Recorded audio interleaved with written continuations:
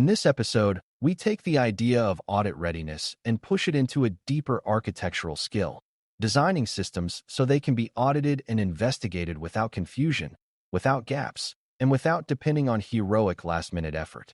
Auditability is not just about passing an audit, because it is also about being able to explain what the system did, who did it, and why it happened when something goes wrong. Forensics is the discipline of investigating events and reconstructing a reliable story from evidence, and good architecture makes that story possible without contaminating the evidence. High assurance requirements are the expectations that certain systems must be demonstrably trustworthy, not just likely to be secure, often because the consequences of failure are severe. These topics can feel intense to new learners because they sound like specialized work, but the architectural mindset is very approachable. Build clear boundaries, preserve trustworthy records, and reduce the chance that one person or one failure can erase accountability. Before we continue, a quick note. This audio course is a companion to our course companion books. The first book is about the exam and provides detailed information on how to pass it best. The second book is a Kindle-only ebook that contains 1,000 flashcards that can be used on your mobile device or Kindle. Check them both out at Cyber.Author.me in the Bare Metal Study Guide series. Auditability begins with a simple truth that is easy to miss when you are focused on features. Security controls that cannot be verified do not remain reliable for long. A control might exist on paper, but if no one can prove it is operating, it will drift, be bypassed, or be weakened during an emergency. Architects therefore treat auditability as a quality attribute, like performance or reliability, meaning it must be designed in from the start. Auditability is also about clarity, because auditors and investigators need consistent answers, not vague explanations. This clarity depends on how you structure identity, logging, approvals, and change records so that evidence is coherent and traceable. When the architecture supports verification, teams can show compliance calmly and respond to questions with confidence.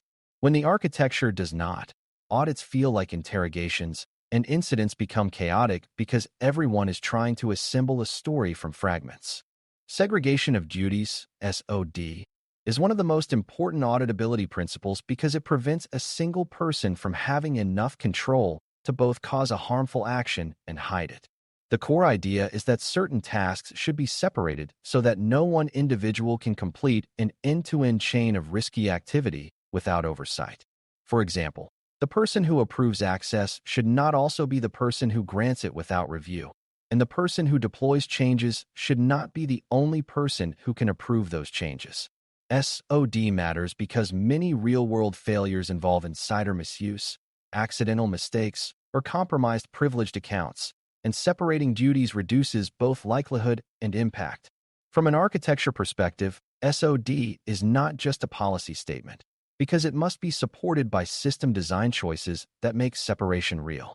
When separation is designed into workflows and permissions, audits become easier because you can show structural safeguards rather than relying on trust. A beginner misunderstanding is thinking SOD means slowing everything down with approvals, but the real goal is to place oversight where it reduces high-impact risk without creating constant friction. Architecture helps by identifying the few actions that truly deserve separation, such as privileged access changes, production deployments, key management actions, and audit log administration.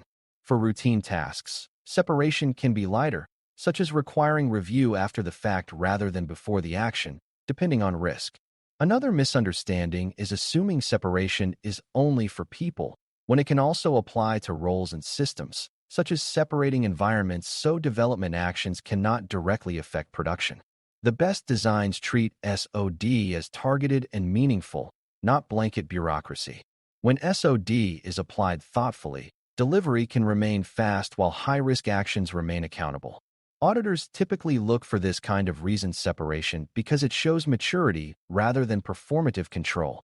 To make SOD enforceable, you need clear definitions of roles and privileges, because separation collapses when permissions are vague or overly broad. In a well-designed system, roles are tied to responsibilities, and responsibilities are tied to outcomes and evidence. If an engineer needs to deploy code, the role should allow deployment actions, but not allow approval of their own deployment. and the approval role should be limited to people with the responsibility to review. Architects often encourage the idea of least privilege, meaning each role has only what it needs to do its job, because least privilege naturally supports separation. Privileged access management, PAM, is a common concept in this space because it focuses on controlling, monitoring, and limiting elevated access, but the architectural principle matters more than any tool. The system should make it difficult for privileges to spread casually across teams or linger after a temporary need. When privileges are tight and role boundaries are clear, both audits and investigations become cleaner because actions map to authorized responsibilities. Forensics readiness is the next major concept, and it means designing systems so investigations can happen quickly without destroying evidence or relying on guesswork. Forensics is not only about after a breach, because it also applies to suspicious behavior, data integrity concerns, or even disputes about what happened during a change. A forensic-ready design ensures that key events are logged with enough context to reconstruct timelines, that identities are traceable to individuals, and that time is consistent across systems so records can be correlated. A beginner might assume that if something happens, you can just look at logs later, but logs may not exist, may not be complete, or may not be trustworthy unless you design them carefully. Forensics readiness also includes thinking about what evidence you will need, such as authentication attempts, authorization decisions, data access, administrative actions, and configuration changes. When you design for forensics, you turn investigations from chaotic hunts into structured analysis. A critical part of forensics is preserving the integrity of evidence, because evidence is only useful if it can be trusted. Integrity means records cannot be altered without detection, and it also means you can demonstrate that records were handled responsibly. Architects support this by designing evidence storage with strong access controls, separation from routine administration, and clear accountability for who can view and manage evidence. They also design for continuity, meaning logs should remain available even when systems are stressed, and evidence should not be lost during outages or failovers. Another important element is consistency, because evidence from different systems must use consistent identifiers and timestamps to be meaningful. If usernames, host names, and event formats vary wildly, correlation becomes error-prone and slow, which is exactly what you do not want under incident pressure. A strong evidence design makes the system's story stable and repeatable, which is what auditors and investigators need. Chain of custody is a forensics concept that matters even to architects because it shapes how evidence is collected and handled. Chain of custody is the record of how evidence moved from where it was created to where it was stored and who had access to it along the way. The reason it matters is that when evidence is questioned, you must be able to show it was not tampered with and that it was handled by authorized people. In architecture terms, chain of custody pushes you towards centralized, protected evidence flows and away from ad hoc copying of logs onto personal devices or sharing evidence through uncontrolled channels. It also encourages structured access, where investigators can view evidence while the system records who accessed it and what was done. Beginners sometimes think chain of custody is only for law enforcement, but organizations face legal disputes, regulatory investigations, and internal accountability reviews where evidence credibility matters. Designing for a defensible chain of custody makes those situations less risky and less disruptive.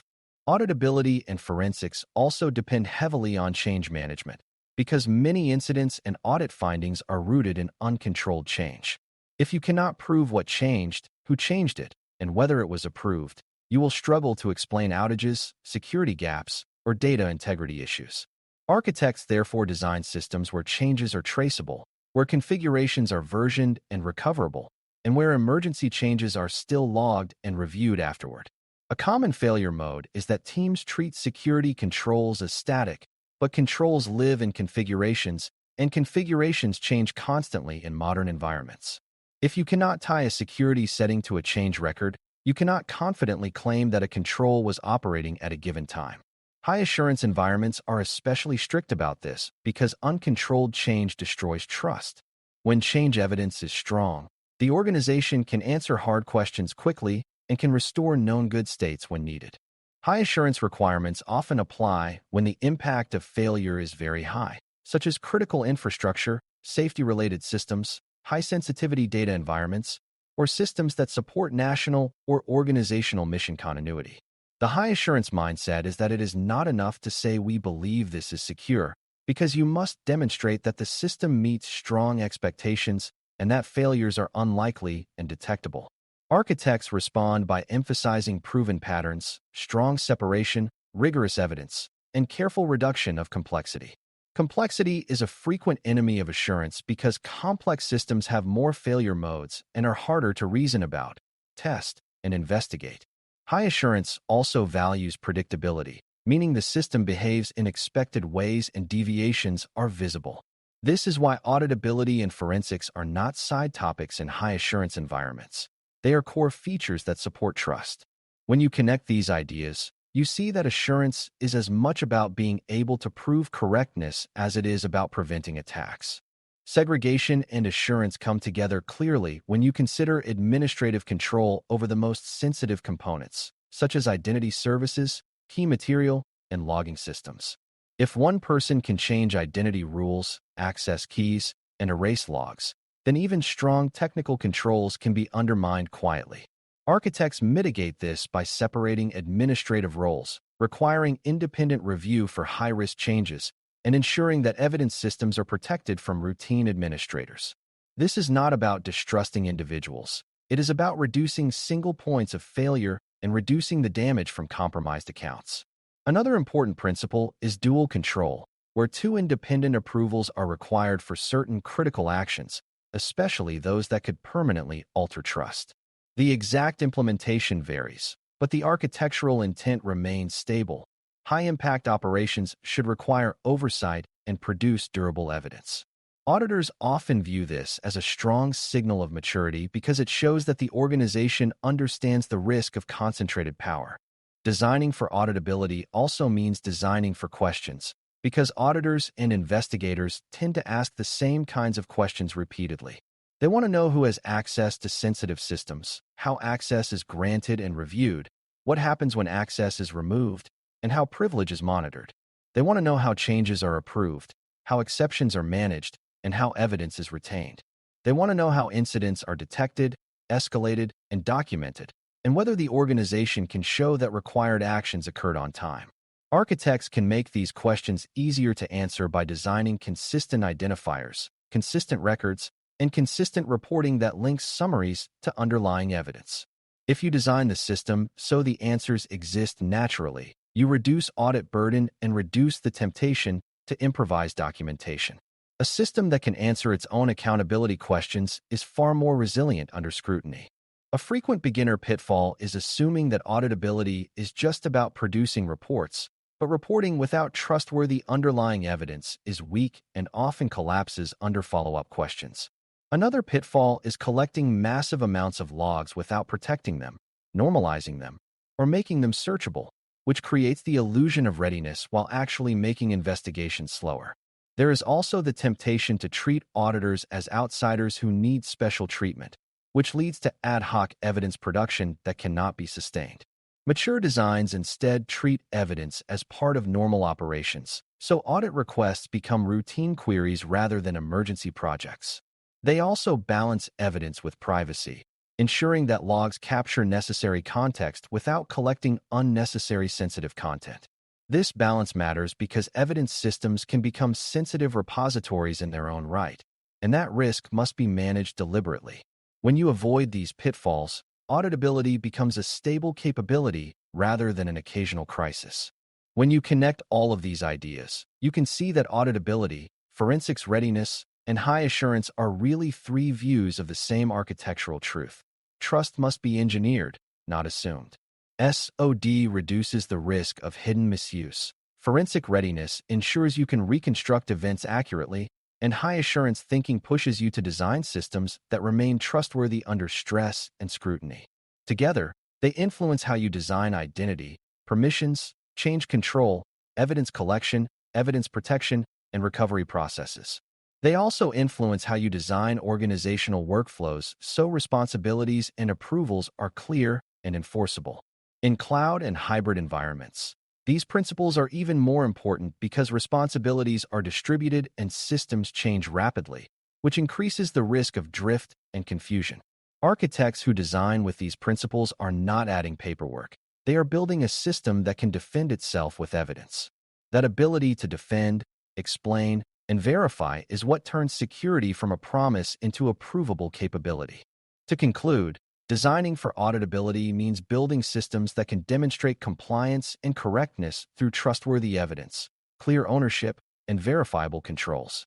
Segregation of duties ensures that no single person can both perform high-risk actions and hide them, and it becomes real only when roles and privileges are designed with clarity and enforced consistently.